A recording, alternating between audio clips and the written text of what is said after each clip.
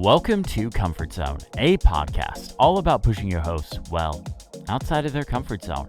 I'm Christopher Lawley, and each week I am joined by two incredible co-hosts, and this week we are sponsored by Ecamm Live. As always, I am joined by Matt Birchler. Matt, how are you doing? Chris, I'm doing wonderful. I'm coming down from WWDC, but for the second week in a row, I've realized I do not have a drink with me, and I will once again become increasingly raspy as we go. What are you doing? It's like you're not a professional podcaster. I don't have my life in order. I'm so sorry. Niléane, do you have your life in order? I have water. Yep, that means you have your life in order. Glass. You're good. Yes. You're good. Still the same glass. Nice. Yeah, I'm doing well. Thank you for asking. It's been a week as it's been for you. I have a Dr. Pepper Zero Sugar with cream soda, and fun story about this. Wednesday, my last day at WWDC, I was hanging out with Federico and John, and I have on camera Federico and John drinking this, and it goes exactly the way you think it will. At some point, I will get that video cleaned up and release it so everyone can watch it. But yeah, it's pretty great.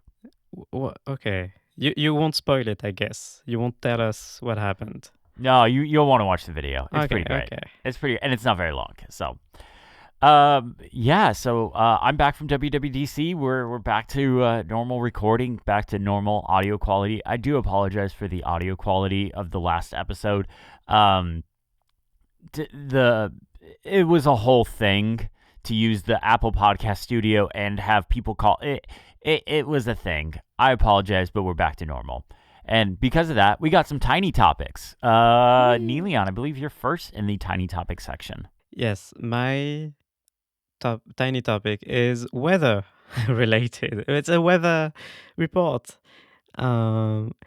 Just to say that, and it's tech related unexpectedly. I have air purifiers in our home, in almost every room.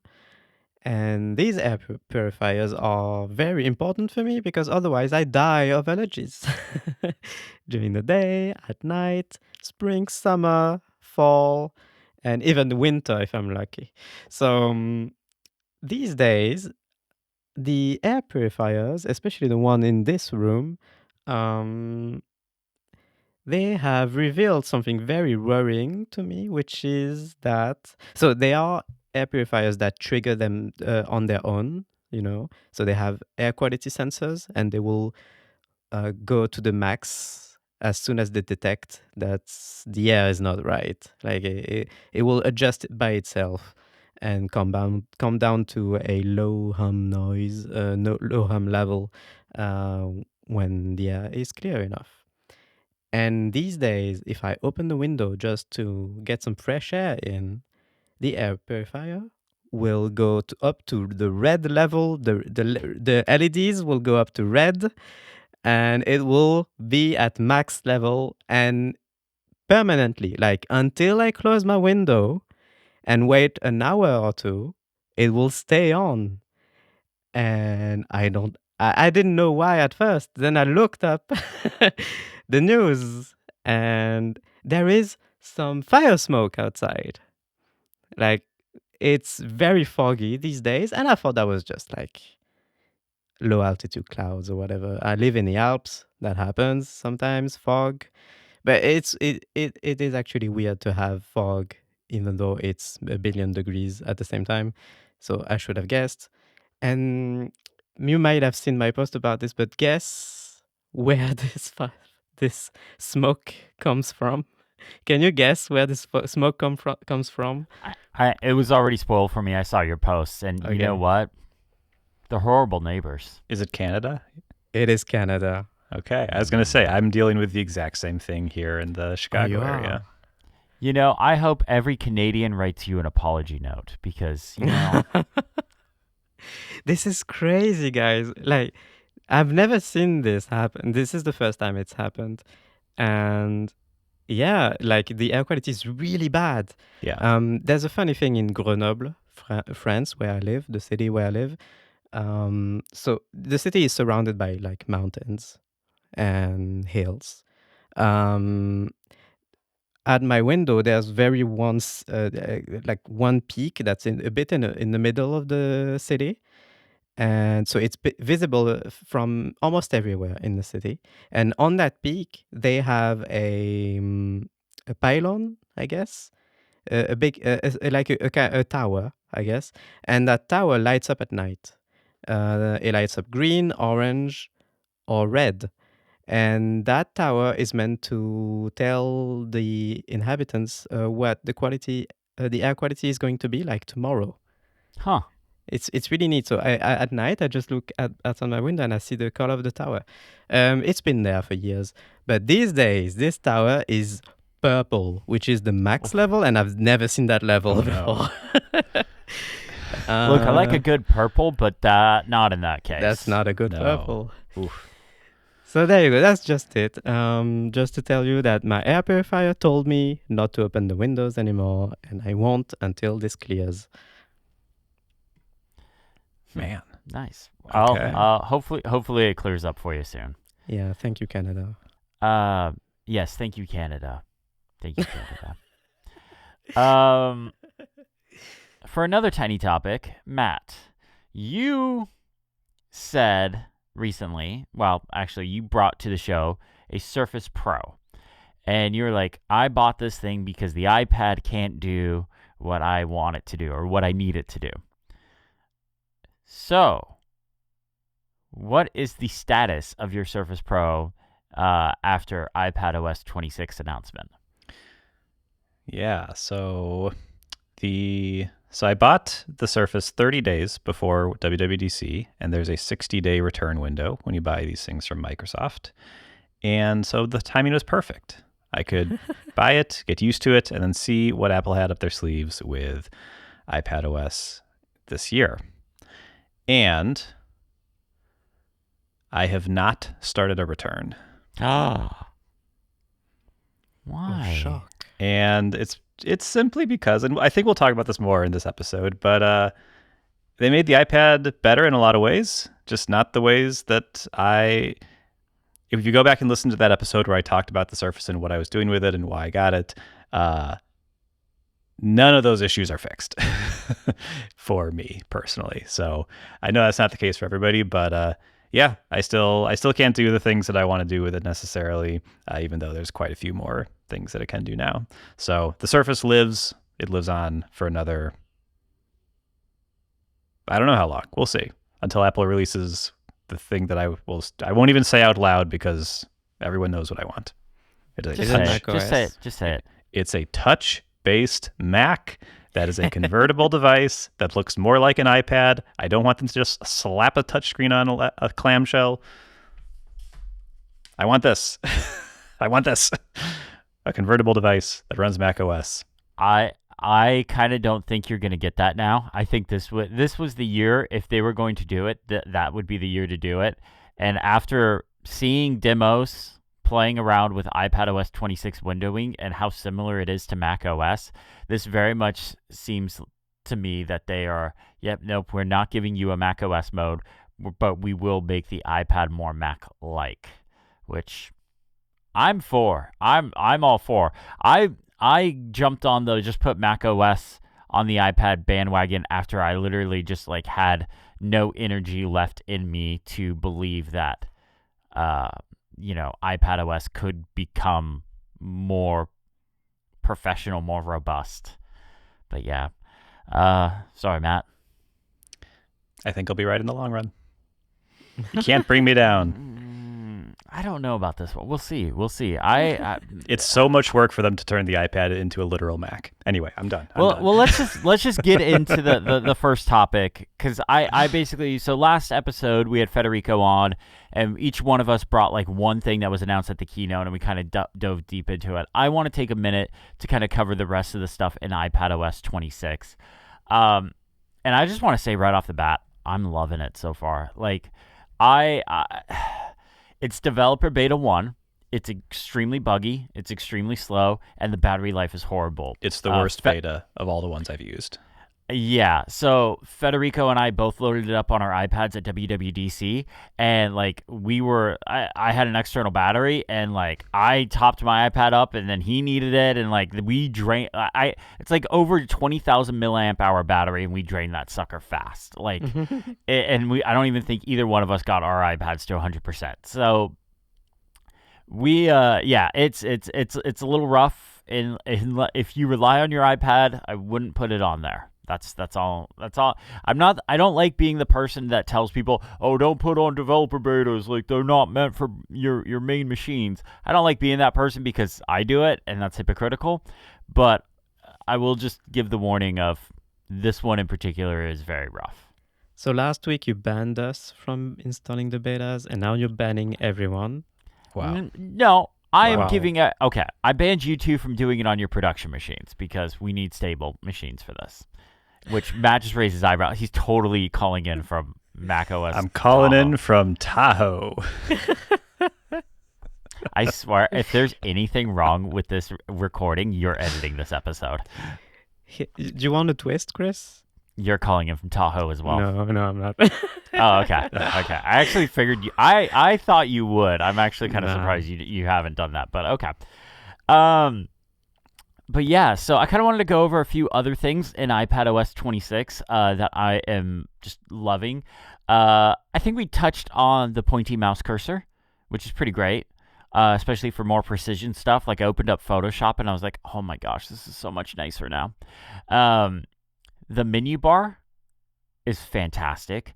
The menu bar, it replaces the ability to hold down Command and see all of your keyboard shortcuts on the iPad. It replaces that. That menu's gone. It's the menu bar now. All that stuff that was in there lives in the menu bar now, and you can see all the keyboard shortcuts in the menu bar. So I'm not upset that that's gone. I like that you can developers can add features there. They can add navigation stuff. They can add shortcuts to things in there. But then you can go into the window mode and you can actually tile windows. You can shift windows and stuff from the menu bar there. It's pretty great. Have you guys played around with the menu bar yet? All right, no, Niléane, I'm sorry. You got rid of your iPad. You keep sorry, asking. Niléane. I've got so many things in my menu bar, Chris. Wrong menu bar. Matt, have you played around with the menu bar? I have played around with the menu bar. I think it's great. I think menu bars are great. We should have menu bars expose all the functionality of an app to users. So if you are wondering, hey, can I do this? You can often explore the menus to find out if that's a thing that can be done. I like that it works very much like the Mac one. I find it hilarious that the touch targets are smaller than they are on a Mac, which is, again, I'm just saying. Matt, we can't have touch Macs. We'd have to re-architect the whole thing. I know. We'd have to redesign the UI. You want that again? Jeez, Matt. Oh man, yeah, that's actually very funny. I think it's great. I like having it, and I like the window management, being able to throw them wherever I want. So are you saying the menu bar, because that wasn't clear from the keynote, I think, the menu bar, you can bring it up with touch. It's not just with the mouse. You can. Yes. A slight swipe down from the top of You the screen swipe brings it down. up. From the bezel. Okay. Mm-hmm. Ah, Yep. that's And then if great. you push the cursor towards the top, it reveals the menu bar as well. And is there an option where you can have it always be displayed? I don't think so. Because I've seen screenshots from some developers on Mastodon where the menu bar is always on the screenshots. Maybe that's in the simulator. I don't know. That could be it. I Okay. will look. Actually, I have the iPad right here. That could be a pretty cool option. I could see just because the iPad, especially the smaller iPads, that it does take. You have so little screen space. You might have noticed I grabbed a 13-inch iPad and not an 11-inch iPad for video viewers. I don't see anything in here. Yeah, I don't see it either. The interesting thing is, if you haven't used it, it doesn't take up any new vertical space. So this could kind of happen, even on smaller screens, because the menu is exactly the same size as like the time and the battery and Wi-Fi indicator. It's exactly that size, so it's in that same row. You're absolutely right, Matt. Like, it actually doesn't take up any extra space. So it could always be visible. And that would be an interesting way for people to know, like, what is the active app, because you can have a lot of apps open. Oh, that's true. Yeah, that's great. That's a great That point. might be some feedback I file, because that would be interesting. Yeah. I also like the fact that there's the help option in there. I love the help menu in macOS, because I use it to, like, where is that, like, one thing in Photoshop I use once a month, and I can never remember where it is, but I know the name of it, so I can just type it, and boom, there it is. And I do that all the time. Like, that's absolutely fantastic. So it's also got the search field. Yes, it does. Yes. Yeah, it's nice. On the telling which app is in the front, I'm also noticing now that we have the traffic lights there, it makes it easier, because just like macOS, the front app will have them in color and every other app has them in gray. Yep. That's a nice little touch right there. Background tasks was probably the thing I was surprised about the most.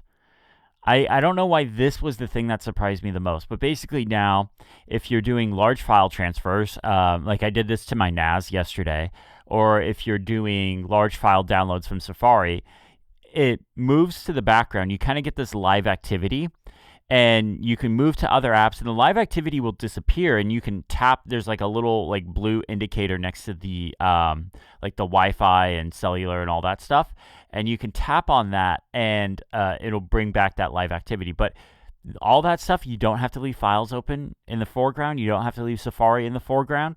That's great. They showed in the keynote, Final Cut is going to be getting an update so that you can start an export and then move on to something else, and it just keeps going in the background and no longer crashes. Thank baby Jesus. As Craig would say, wow. Yeah. I know some people were rubbed the wrong way about Craig's attitude in the iPadOS section. I thought it was funny, because as somebody that's been dealing with iPadOS window management and multitasking since iOS 9, and I've gone through all the revisions, and I've talked about all the revisions, the fact that they kind of are like, okay, yeah, we're just going to embrace what the Mac does, and kind of they were poking fun at themselves. Some people took it as they were poking fun at iPad users, and I'm like, no, that's absolutely not what they were doing. They were poking fun at themselves, and I actually kind of found that bit funny. Yeah, that's how I took it too. The audio stuff, the audio and video stuff. So now there is a option in Control Center for what's called local capture. And you can set this up to record audio and video while you're doing a call. And you know what that's perfect for? Say it with me, everyone. Podcasting. Nobody said it with me. Oh, it's podcasting. Oh, that's it. Yeah. Thanks, guys. Okay. You'll fix it in the edit. It's fine.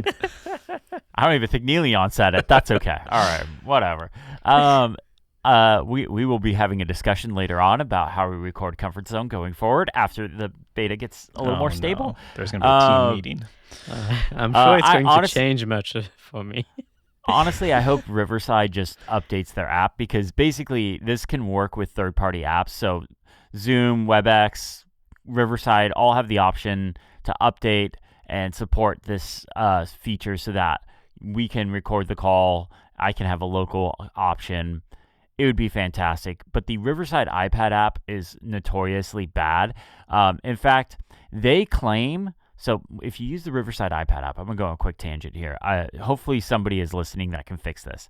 They claim if you're using an external mic, like what I'm using right now, you cannot talk and listen to your co-host at the same time. You have to mute yourself to listen and then unmute yourself, which mutes them to talk, which is insane. They said you can't have both listen and use an external mic at the same time. And I'm like, I know that's not true, because I've definitely have done that before. But their recordings are server side, so it's not like it was doing a local recording anyway. So anyways, that's my tangent. Riverside, fix your stuff. The Files app got some pretty big updates. List View now has collapsible folders, which is pretty cool. You can all the columns are resizable, and by the way, the sidebars are resizable as well on iPadOS now. Oh, nice. Yeah. You can tag folders, and when you tag folders, it assigns a color, and you can put emoji and stuff on it. That's fine. I've never been a big tag person, but that's interesting.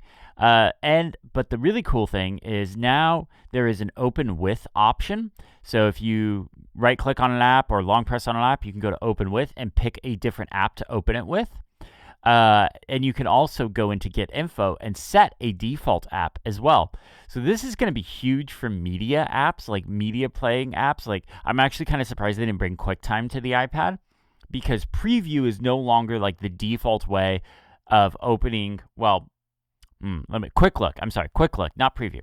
Quick Look is no longer like the default way of like getting into media or getting into PDF documents or something like that. You could still hit like the space bar or long press and open with Quick Look, but you no longer have to do that. So I kind of expect to see a lot of apps come to the App Store this fall that didn't make sense before, like media playing apps. Like I've actually been using VLC on my iPad now, which is something I never really did before. Wow. Yeah, no, this is huge. One of my biggest, not my biggest pain points, one of the like most annoying pain points is when there's a file and you don't know what it's going to open in. Like if you have a markdown file, what does that open in? Delta. The emulation. Sometimes. What apps do you have installed? Like but like, yeah, it doesn't really. What is that? Yeah. So there's an emulator that uses .md files. It's like a Sega one, I want to say. Master Drive or something? Is that a thing? Yep. That's what it is. Yeah. So those use .md files. Mega Drive, not Master Drive. Mega Drive. Okay, yeah. But those use .md files, which is also markdown files. So I actually had to remove Delta from my iPad because I wasn't able to open markdown files. But now I can go in and I can set Obsidian to open my markdown files or something like that. And you can change it for just like on macOS, you can change it for just that file or for all the file types. Like it gives you that option. So that's pretty cool. Yeah, that's huge. The Apple Pencil got the Read calligraphy pen, which is interesting. I can't do anything with that because my handwriting's atrocious, but if you can, hey, good for you. And then lastly, there was a couple of new apps. There is the phone app, so you can make phone calls using like your phone number from your iPhone. You could already receive calls, so that's just kind of like a nice, parody, I guess. There's the Games app. I kind of think the Games app would have been a much bigger deal if they took games out of the App Store and put it in to the Games app. But I also see that Apple could be afraid of that because everyone knows if you want games, you go to the App Store right now. But as somebody that covers a lot of apps, it's hard to sift through all the games to find like productivity apps and stuff like that. So,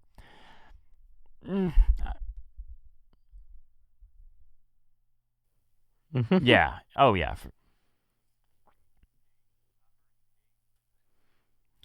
And then the last thing is the Journal app is now on the iPad. I'm pretty excited about this. Like, there's going to be a lot of people have been asking for the Journal app to be everywhere and not just on the iPhone.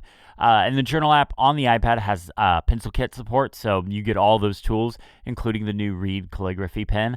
So if you want to handwrite your journal entries, go for it. Or if you want to draw little doodles, you can do that too. But that's kind of like the high-level iPadOS 26 stuff. There's a bunch of little stuff that I will talk about over the summer after the public beta comes out, and then I will obviously be doing my big iPadOS walkthrough this year. The return of just the iPadOS walkthrough, because I couldn't do just iPadOS last year. I had to do iPadOS and iOS because there really wasn't anything in iPadOS. So now it's the return of the king. I'm excited. I'm so literally the phrase everyone kept saying at WWDC this week is "We're so back. We are so back." So jet lag reference, by the way. Is it really? Yeah. No, not really. But sorry, I still haven't watched it yet. Wow. So do you guys have any thoughts on iPadOS, or you guys pretty good? I'm curious what Niléane thinks about iPadOS as a non-iPad owner, a giver up of iPads. I'm curious what you thought. So I think I'm burned out. I used to work from an iPad all the time. It was my main machine. I did not renew my Mac for years because I wanted to stay on the iPad. And so that was the 2018 one, iPad Pro. Then I moved on to the M1 iPad Pro as my main machine, the 13-inch both times. And that's the year that there was a year when Stage Manager was announced. And I was so excited. I was like, that oh was my my God. that was my very first WWDC. Oh dang, yeah. But that's the year I was like, okay, I made a good choice to be on the iPad, and that was so terrible. I did not enjoy that, and and I believe in the next few months I bought my a new Mac, and that was a point of no return. My Mac picked up dust in the drawer, and now it's happening again. But now I don't have an iPad while it's happening, so I feel a bit distanced from it. I'm seeing it, oh yeah, Windows, menu bar, that's nice. Background tasks with podcasters are happy. And I'm like, okay, sure, but my Mac is great. An iPad could only be a secondary device to me. And I mean, that's my iPhone. And I don't know. It feels like it's in my past and no longer in my future. I get it. You got burned. I Yeah. mean, I totally understand. The 16 to 18, I think, is going to be remembered as the dark time for iPad users. And I think 26 will be returned to the light. I will say, ever since I've been using iPadOS 26, the only thing I've touched the Mac for is editing video and recording this podcast.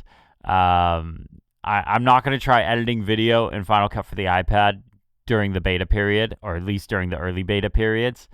Maybe more towards the fall, I'll give that a shot again. But right now, I'm gonna keep the Mac as the production machine, and then the iPad for everything else, because I've been enjoying it. I've been really liking it. Matt, have you been using your iPad more since iPadOS 26 came out, or at least beta period? I'm trying to, yeah. I'm using it a little bit. I think one of the challenges, and this is my like big feature request, that if Apple, you're watching or listening, I have an 11-inch iPad, and the windowing is cool, but there's so little space for Windows, especially with like the way iPad apps are built, where they're like more bubbly and there's just less efficient use of space. In iPadOS display settings, you can choose like standard or more space. So I have more space set, but I want a third option for even more space. I want it to be shrunk down even more, so that especially when you're using like a mouse, like I would like to be able to get more advantage out of the windows than I can now. Maybe I can drop the font size in the text in the settings or something to maybe get a little more space. But yeah, I think it doesn't really change how I use the iPad myself. Chris, I'm actually, you are a science experiment. You don't know this yet, but you're a science experiment for me. I am going to be watching you keenly for the next few months as the honeymoon period ends. And I'm curious if 6 months from now, you're still as high on it as you were. Because I wonder, I'm thinking back to when like you talked about how like you're having fun on the Mac, and there's like all these new app types, and there's not a lot being made for the iPad anymore. I'm wondering if after the buzz of WWDC wears off and like you're used to this, I wonder if you start to get those pangs of, the Mac has all this cool stuff going on. Or maybe this will revitalize other developers to bring more to the iPad. So I'm curious how this is going to go over the next like year or so. You and me both, buddy. This is why I'm not. I am not, and you can check the receipts. I am not saying I'm 100% back on the iPad. I'm not saying like I'm still all in on the Mac. I am literally just in this like free flowing, like kind of go with the flow. Let's see what device I want to use right now. I'm gonna keep covering the iPad. I'm gonna keep covering the Mac. I'm not making any definitive statements right now. Like, and I don't feel like I should have to. You shouldn't. There's been a few people that are like, okay, so are you back on the iPad now? What's the deal? And it's like, I'm like, it's beta 1. It's incredibly buggy. I need to see what beta developers are going to do. Like, I'm like, let's all calm down. Like, it's going to be okay.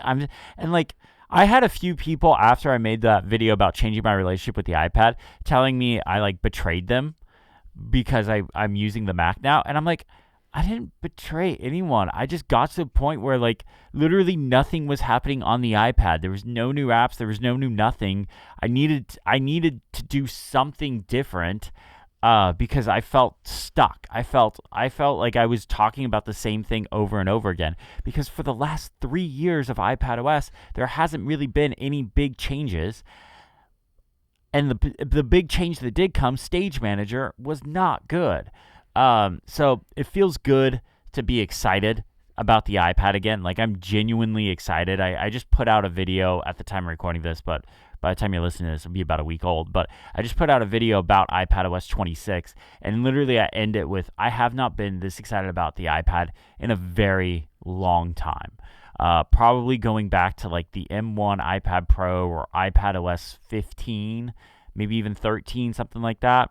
Like, I haven't been genuinely this excited about the iPad. Like, I'm just loving it. So glad the sale of my 13-inch iPad fell through, but I'm still stuck with the 11-inch one because it's past the 14-day return policy. So I'm like, crap. What do I do there? But yeah, that's kind of where I am with iPadOS. I'm so excited about the future, but I'm cautiously optimistic. This episode of Comfort Zone is sponsored by Ecamm Live. Ecamm Live is a powerful live streaming and video production studio built exclusively for macOS. From Ecamm Live, you can stream, record, and present with integrated support for multicam setups, screen sharing, and a live camera switcher enabling real-time direction of your show. Compose custom scenes in advance with on-screen titles, split screens, animations, and view comments to enhance your broadcast's visual appeal. With Ecamm Live, you can record in resolutions up to 4K with options for isolated audio and video tracks. This helps in facilitating an easier post-production editing experience and repurposing of content. Utilize Ecamm Live's output option as a virtual camera and microphone in other applications like Zoom or Chrome. This expands your production capabilities. You can add up to 10 remote guests effortlessly with options for instant split screen or custom layouts, enhancing interview segments and collaborative sessions. Display comments from platforms like Facebook, YouTube, and Twitch directly in your broadcast, fostering real-time interaction with your audience. You can also incorporate green screen backdrops, digital pan and zooms, image adjustments, and color LUTs to achieve the perfect shot and maintain brand consistency. But that's not all. You can control camera angles, overlays, sound effects, lighting with Elgato Stream Decks, streamlining your production workflow. And you can also broadcast to multiple platforms at once, including YouTube and Facebook, and all while managing comments from inside Ecamm Live. You can also create and manage profiles for different shows or projects that you work on, allowing you to save and export your entire setup for team collaborations or just future use. Experience all of Ecamm Live's features with a risk-free 14-day trial requiring no credit card. It's a proper 14-day free trial. And you can see how you could elevate your podcasting and live streaming setup from there. Go to ecamm.live and use coupon code MACSTORIES to get 1 month free of Ecamm Live for new customers. Broadcast better with Ecamm Live. Our thanks to Ecamm Live for sponsoring MacStories and Comfort Zone. All right, Matt, I am very excited about your topic because, well, I'm going to kind of piggyback off of it too. Because, yeah, let's do it. Yeah, so this week I am bringing the Nintendo Switch 2, the new console from Nintendo. Oh, and thank goodness Chris has a visual. I feel left out today. Nintendo, sponsor us and send Niléane a Switch 2. What is happening? I don't know, but I'm gonna have to cut all that because audio. I was hoping somebody would talk, so I was just gonna like Vanna White it. I thought you were making a point at some point. But If you're an audio listener, you're really missing out right now. You are. He's just gesturing at his Switch. Like, Yep. Okay. So let's talk about it. The Switch 2 is pretty good. It's fantastic. I really, really, really like basically everything about this. 99% of it. There's 1% we'll talk about, but 99% of it is fantastic. Where do we start? Let's start with the Joy-Cons. Okay. Do you guys like the Joy-Cons on the original Switch? No, they're too small. I mean, they're nice. I don't know. Okay. Big hands, too small for me. I like they were very uncomfortable. I pretty much always used the Pro controller, and if I had to play in handheld mode, I couldn't play for very long. They're just really annoying to put out. Yes. Which yeah. is why I never pulled them out. Yeah.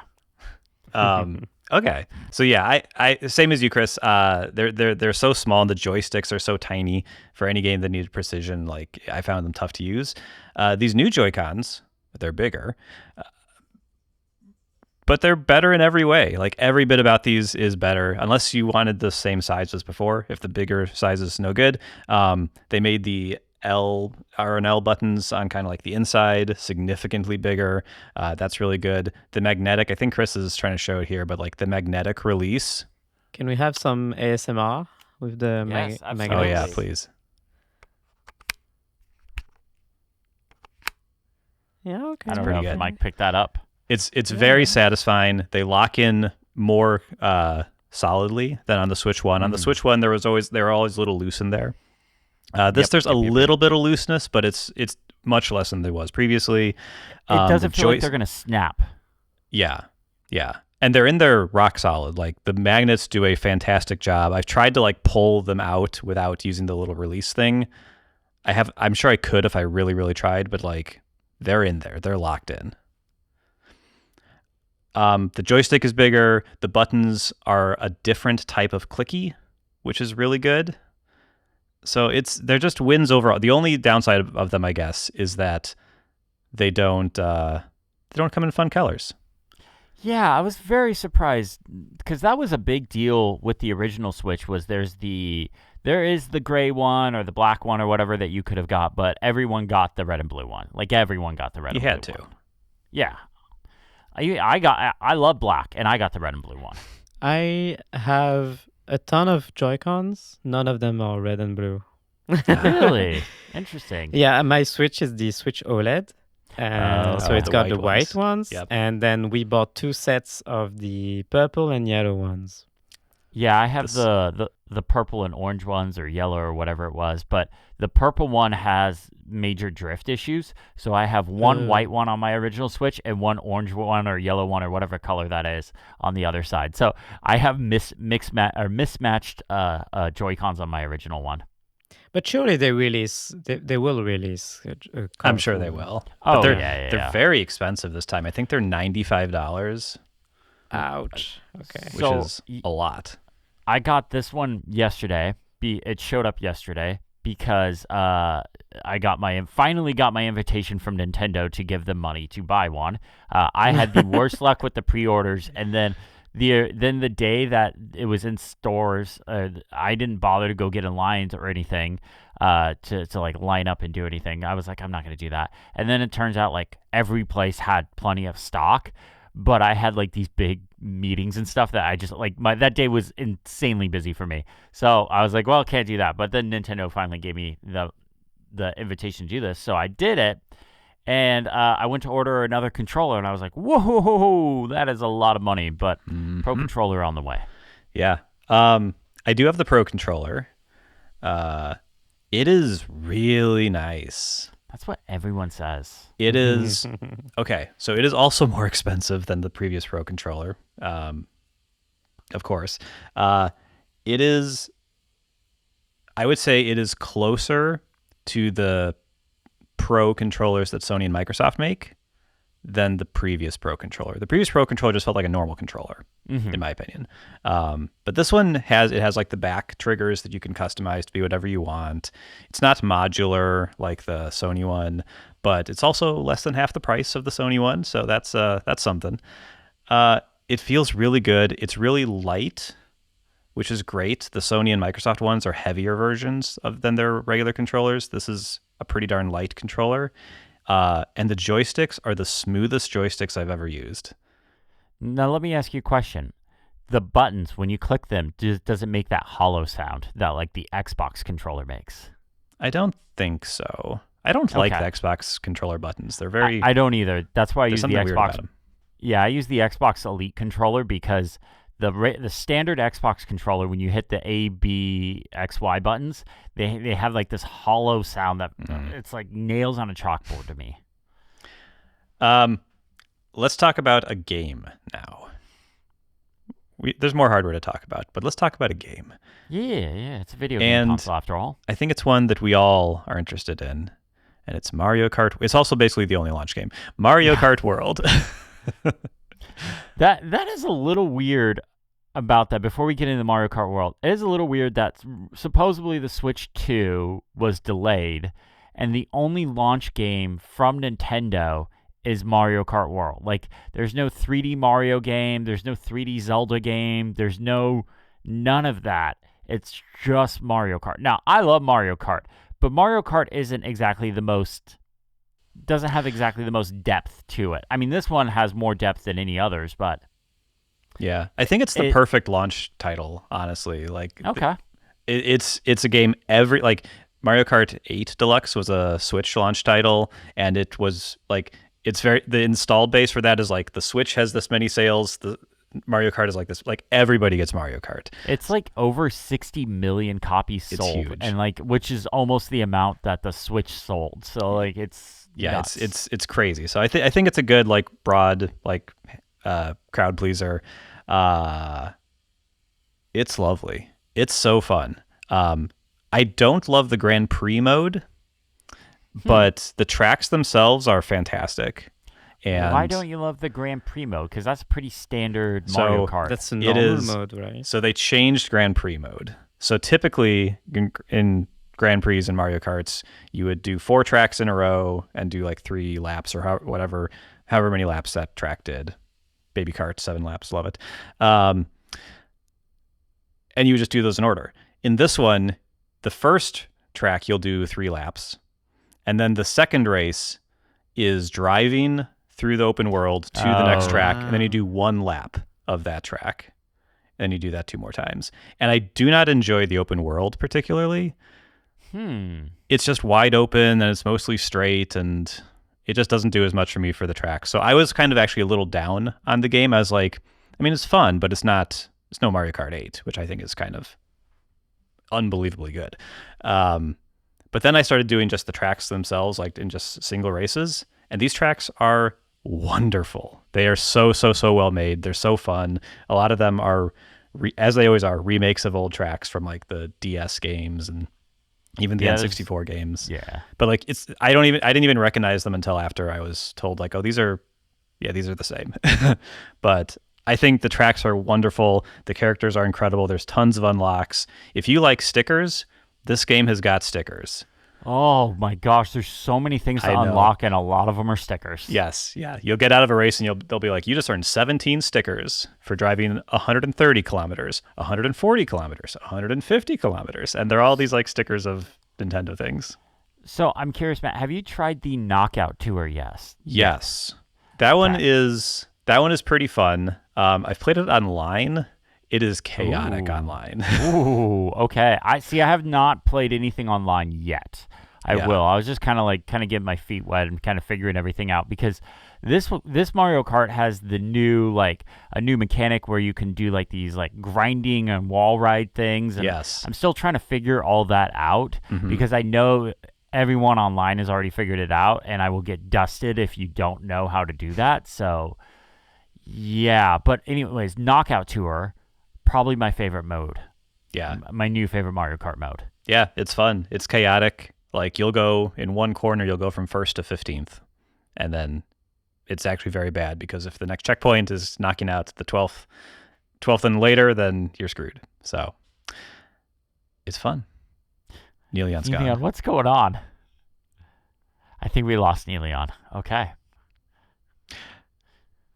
We've lost Niléane. Okay, we've lost Niléane. I think she's mad at us. I hope she'll be back. Okay, all right. Um, What do you think of the Switch 1 games that have been upgraded, like Legend of Zelda and the Pokemon games, and I believe Super Mario Odyssey was another one? I think so. Yep. They're great across the board. Okay, so guys, help me. Yes. Sorry to bother you, by the way. There is a way that I could trade in my Switch OLED, and then it would fit into our budget. Okay. Yeah, maybe I could do that. I've been living over the past week because, as you may know, I'm a huge Mario Kart fan, and this is basically the only Nintendo game I care about, and ever. And since Monday, I've been watching Twitch streams where the knockout tour looks awesome. Like this I probably will not have a life once I get the chance to play this mode. Just aiming to like sit down and not leave the game until you win first place in this mode. You will spend the entire night, and that sounds amazing. So yeah, just wanted to plug that in. Maybe. Yeah. I would say if you love Mario Kart that much, this is my favorite Mario Kart game of all time, hands down. I've been playing Mario Kart since Mario Kart 64. I think I've played every single one of them except the Super Nintendo Mario Kart game. I would say this is my favorite Mario Kart game of all time. And unlike Matt, I actually like the open world bits because they're kind of fun just to drive around. Like I had to kill like 20 minutes while I was waiting for dinner in the oven to be done last night, and I just drove around the world doing like there's like mini games and stuff that you can do for unlocks, and like you can find costumes for characters and stuff like that. I had a lot of fun with it. It's sad. pretty good. I want to Switch too, and I don't have it. And now it's no longer in stock anywhere either, so I can't just impulse buy it. Literally, the Target had stock the other day. Yeah, sure. Target. That's the thing where I live, sure. Well, I don't. I mean, just the equivalent to Target. Check their in-store stock. Like, I don't know. No. I've never even been to France. I don't know. I've almost bought it twice impulsively this week, and both times it was out of stock, so it's for my own sake. Okay. Yeah, it's shipping only by the end of the month right now in most places. I mean, if you can put in an order for one and it's still shipping, like, and you can get it to ship to you, I mean, I look, I love everything about it. Your Switch 1 games move over, so it's not like you're losing out on access to stuff. It is a good console. Yeah, so rapid fire through some of the last things. Switch 1 games run great. The Zelda games running at 60 FPS is wonderful, delightful, high resolution. It's great. Looks so good on TV at 4K. The other Zelda games, the Link's Awakening and Echoes of Wisdom games now are a consistent 60, which is great. I bounced off Echoes of Wisdom because the performance was rough. So I'm playing that again. The Pokemon games finally become competent pieces of technological entertainment. Yeah. I loaded one up last night, and I was like, whoa, things are bouncing all over the place at like 3 FPS. Yeah. Yep. I played, I have Pokemon Violet, and that game was just horrendous. And now it's a silky smooth 60. It's great. The one thing I don't like, the one thing I don't love, the screen. Really? Yeah. And it probably wouldn't be as big an issue if part of the setup process wasn't putting your old Switch like nearby your new one so they can do the data Oh. transfer. So I had the OLED screen sitting next to the new LCD screen, and there's no contest. The OLED looks so much better. Yeah. It's way, way, way brighter, has actual HDR. This one has, if you've ever been mad at TV manufacturers for that HDR 400 thing, that's exactly what this screen is. It's 400 nits HDR. So it's kind of HDR. It's real HDR on your TV. Chris, your TV is excellent, so it'll if you're plugged in. Oh it should yeah, look yeah. I've fantastic. been playing docked most of the only time I actually undocked it was when we went to bed last night and Danielle was reading a book and I just played a little bit of game. Like we really losing lost Niléane. Niléane on it. We lost Niléane again. The one thing I don't like about it, the screen doesn't bother me as much, but I'm playing docked. The one thing I don't like about it in handheld mode, the ergonomics. It's very flat. It's very, very flat. So I played for probably a little over an hour, and I was kind of feeling it. So I could see me getting like an ergonomic case or ergonomic like third-party Joy-Cons in the future. Yeah. Okay, that's it. I won't say anymore. I want Niléane back. Sorry, Niléane. We're back. We're done. I'm scrolling TikTok. Everybody's talking about the Switch 2 on my TikTok. I'm sorry. I'm sorry. Did you hear the thing about the screen? You probably don't want it. It's not that good. Yeah. And the ergonomics aren't great. You guys trying to make it bad. The Switch 2, the Switch OLED, sorry, it has a pretty good screen. It's really good. That's one of my favorite OLED displays. It's- Other than the M4 iPad Pro. M4 iPad Pro is the best OLED display. Switch OLED is probably my second best. Like when the Switch 2 OLED version comes up, it's going to be an automatic upgrade. Like Nintendo, I'm a sucker. Like Nintendo has my number. Like it'll be an automatic upgrade for me. Yep. But yeah, that's the Switch 2. I've been enjoying it. I'm glad you enjoyed it. I need your friend code, Matt, so we can play some You Mario guys Kart are still together. going, huh? Okay. Yeah, but okay, we'll wrap it up there. Let's get into the challenge. Niléane, it was your challenge from 2 weeks ago because we Yes. didn't do one last week. I hated this challenge. It's What a did you have good us do? one. It's the best challenge. So it was 2 words. It was automate Stickies. As a reminder, people, Stickies is a Mac app that's been around since the dinosaurs, basically, and it hasn't changed. She means us, Matt, by the way. I know. I know. So yeah, it's a sticky note app, basically on the Mac. It's been around since System 7, whatever. People say that every time. And it's very basic, which was the challenge by itself. The fact that it's very basic app. You just create sticky notes on your desktop, and you can't do much with it. Except by default, you can't much with it except text formatting, basic text formatting, bold, italic, etc., and change the color of the sticky note. And you can export to a plain text file as well, and as well as a formatted text file, I believe. So there you go. Fancy. Okay. Yeah. So those are the basic functions of Stickies. But I wanted us with this challenge to find a way to automate it somehow. Let's hack our way into it. Do you want me to go first? Yes, because I did something, but I don't know if I did good or horrible. And I need to see what you did to know if I'm even brave enough to say what I set a did. standard? Okay. Okay. So my idea is something that I came up before I suggested this challenge. And it is because I had this idea that I suggested the challenge. I was like, hey, let's have the two dads try something as well. So the challenge, what I've done is I used Better Touch Tool, my all-time friend on the Mac, which is a great automation tool. Lets you bind custom actions to keybinds and even gestures on the Magic Trackpad or the Magic Mouse, etc. So I used Better Touch Tool to automatically create new stickies and cycle between colors with just a hyperkey shortcut. So Okay. in practice, what does this look like? I am if picture me, everyday situation. I'm on my Mac, so many windows on screen.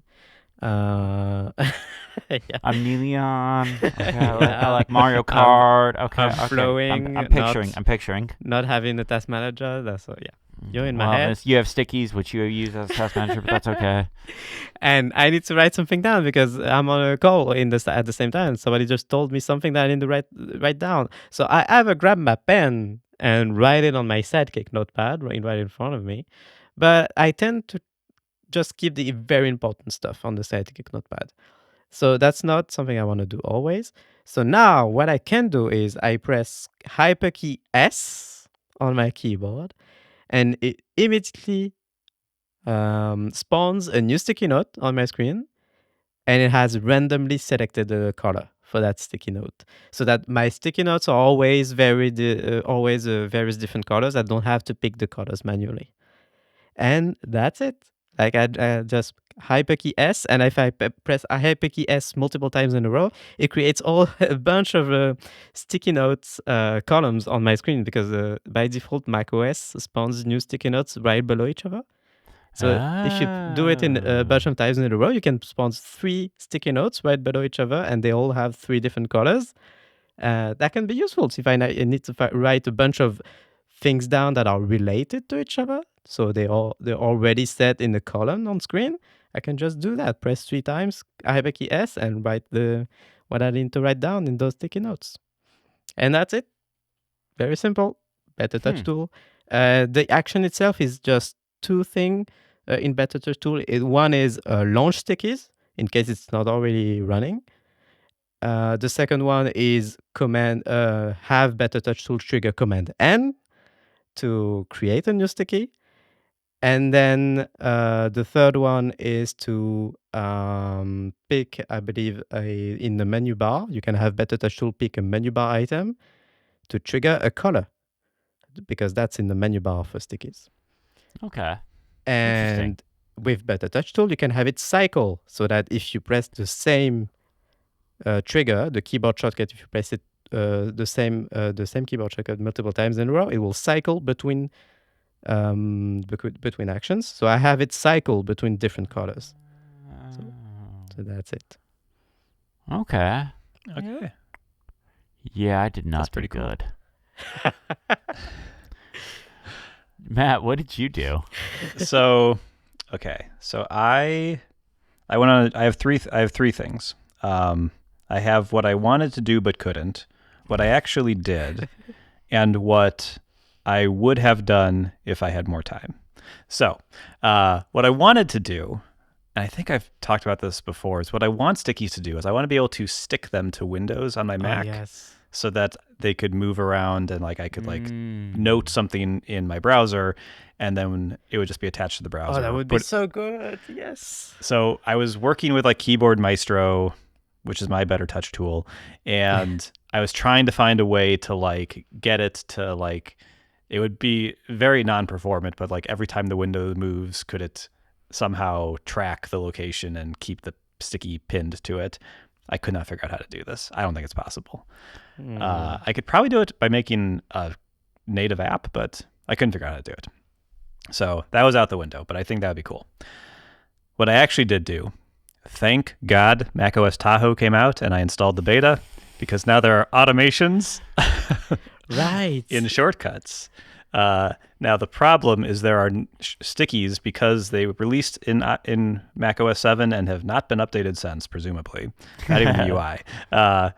They have no shortcut support. So all I can do is make an automation that at a certain time opens stickies, and all my stickies open. And I just have one that says like this, like, what does it say? I said, this is for Niléane. And so right when we started recording, my sticky note popped up on my screen, and it said, this one's for Niléane. So that's fun. That's useful. In my further research, which if we're recording just a couple days after our last episode, so although it's been a week and a half, no excuses, I guess. What I could do if I wanted to take this further is it does support AppleScript. So you could use AppleScript to do things like create a note from the command line, or from Raycast, or from better touch tool. You could have something that triggers that generates with dynamic content with like a timestamp and whatever you want to pass in there. You can also export all of your open stickies to a single file with AppleScript. So you could basically have, if you just like have like too many stickies and you're like, I can't live with this is too much, I need to start fresh, you could like run this little script that exports them all to a text file. And then you could start over and you'd still have all the stuff that was written there. Oh, and maybe you could create a script that restores them into stickies. Imagine. Oh, that. yeah, you could. You could definitely do that because you can create stickies, so you could just feed it back into it and be like, we are so back. Yeah. The last thing that I found is Raycast has an extension for stickies that I did not use. But the one thing that's super notable about this is it lets you add stickies to your menu bar. Oh.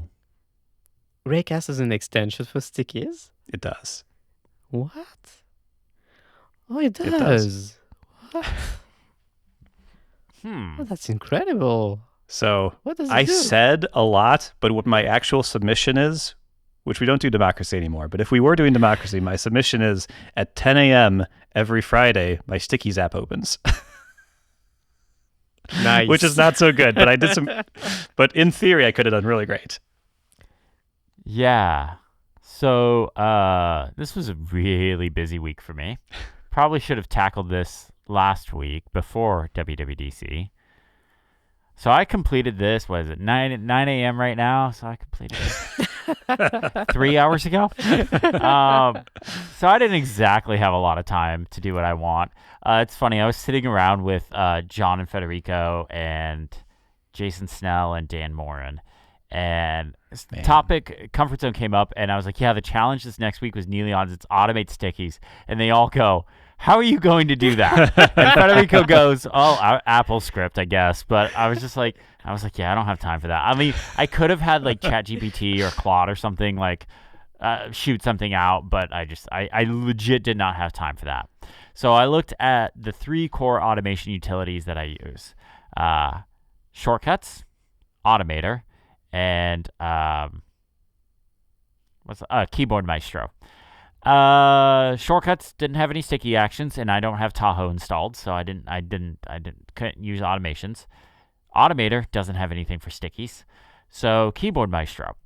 Keyboard Maestro has the ability to do certain things with apps, and so I was playing with stickies for a little bit, and I realized one of the things that would happen is stickies would fall to the background as you'd start opening apps and moving things around. They wouldn't stay to the front. So I created a hyperkey shortcut that basically brings all stickies to the foreground. So if you trigger hyperkey 8, it takes all the stickies and brings them to the foreground. That was what I got in the time that I had. Sorry. It wasn't very good. I know it's not a very good one. But actually, I did think it was kind of useful because it just brings everything to the foreground. And if you're somebody that uses a lot of stickies and you use a lot of windows, yeah. I think we have together a very good wish list for Apple to make Stickies 2.0. Make stickies great again. Make stickies No, great again. no. Have it. Nope. Have it cycle between colors automatically. Have it be able to save and restore sets of stickies on screen. Pin to Windows. And pin to Windows. I mean, like, if those 3 things... Chris, I don't know if you're aware, but Matt is a developer. He could be. And he could make that, like, in just snap his finger and pops on screen, and it's in the App maybe Store. like 20 minutes, maybe. Yeah. Is all Oh, he needs, yeah. You know, he's Everything's just 20 stingy with his minutes. time. Yeah. He just doesn't like us enough. You know, he's stingy with his time. Doesn't want me to be happy and have better Wow. stickies. So. That Oh, was that's personal. the Okay. title, Better Stickies. That's Title. the name of the app. You know, if he really wanted you to be happy, he would send you his Switch too.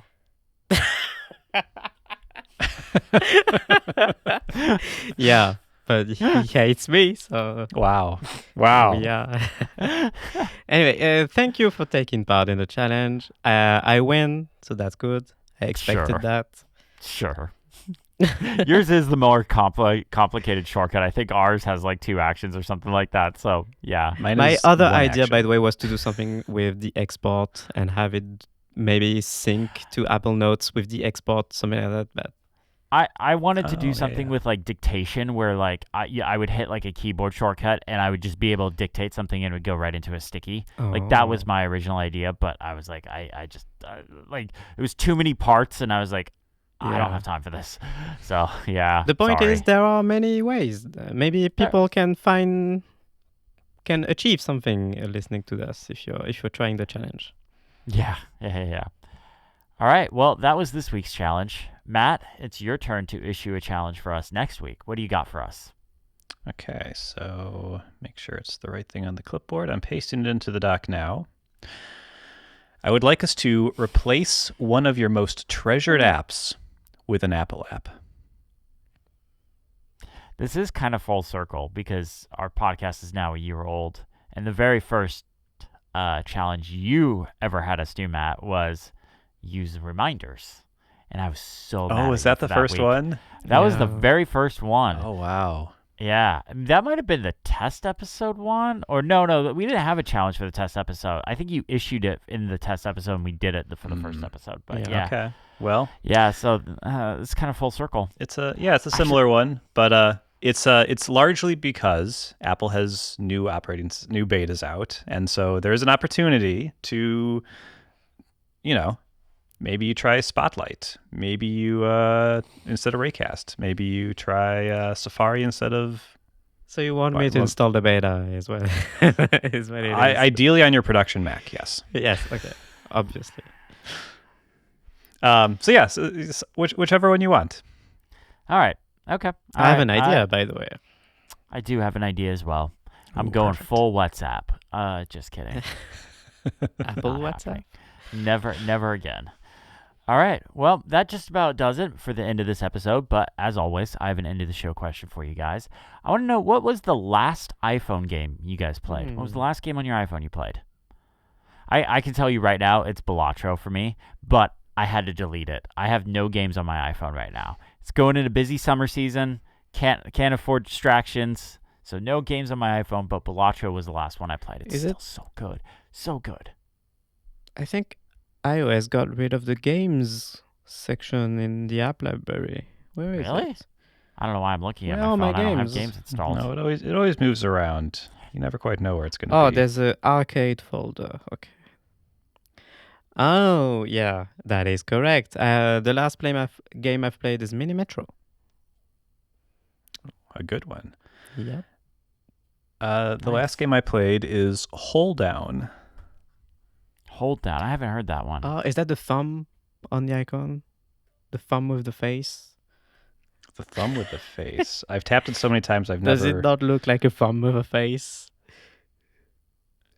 It's this one right here. It's blown out, but yeah, it is Totally a thumb blown with a out. face. It Oh, is. okay. Yeah, there you go. Ah. Yeah, Oh, thumb Matt with the just face. opened his bank account and leaked all of his information. Great All games. 3 GOAT tier games. Some of the best ever made. Nice. All right. Well, that just about does it for the end of this episode. Thank you all so much for listening or watching. We have a video version on YouTube, on the Mac Stories YouTube channel. You should go check it out because we do gags while other people are talking. We like to distract each other. Niléane straight up walked away at some point. Yeah. If you're not watching the video version, she just left. Okay. No one's done that before. I actually kind of figured I would be the first one to storm off, but whatever. Huge thank you to Mac Stories for having us. We are a Mac Stories podcast after all. Go check out everything else. They did a couple of episodes of App Stories for WWDC. In fact, they were the only show to get 2 recording times in the Apple studio. Podcast Studio. So that's pretty cool. And then Niléane, you and Jonathan and Sigmund Sigmund. and Devon did amazing work for he edited all of the stories, and yeah, all of the all of the team wrap-up. has written pieces about WWDC and more to Nice. come. Yeah, Nice. they're very good. And I just published my iPadOS. Well, just published. By the time you're listening to this, it's a week old. But my iPadOS 26 kind of, impressions, like not even impressions, just like what happened video. Matt, you got anything you want to promote? Just my little puppy. Aw. This is for the video people, but little Sherman here. The cat's gotten time on screen, but never my dog. So see, if you watch the video version, people, you get to see a good dog. They're all good dogs. I have something to tease for next week. Ooh, what do you got? Okay. Yet another window manager. I will say just that. Another? I found one again. and I'm really happy with it, and I can't wait to talk about it. All right. Well, we'll save that for next week. Yeah. Thank you all so much for listening. Have a great day. Bye-bye.